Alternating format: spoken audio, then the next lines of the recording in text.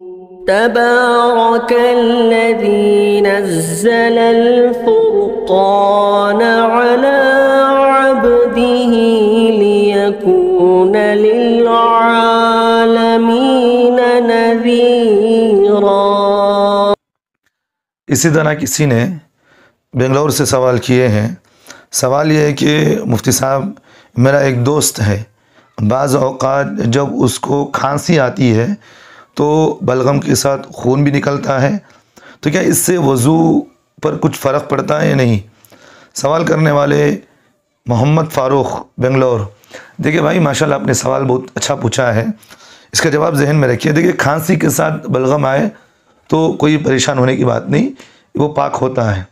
البتہ جیسا کہ آپ نے مجھے پوچھا، بلغم میں خون بھی آتا ہو تو خون کی آمیزش اگر اس طرح ہوتی ہے تو پھر یہاں یہ دیکھا جائے گا، جو بلغم منہ کے اندر آ رہا ہے، اب وہ نیچے تھوکا، اب وہ تھوکنے کے بعد دیکھا کہ بھئی بلغم کے اندر خون زیادہ ہے اور بلغم کم ہے، تو پھر اس سے وضو ٹوٹ جائے گا۔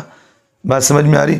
اگر بلغم زیادہ ہے، خون اگر کم ہے تو پھر اس سے وضو نہیں ٹوٹے گا۔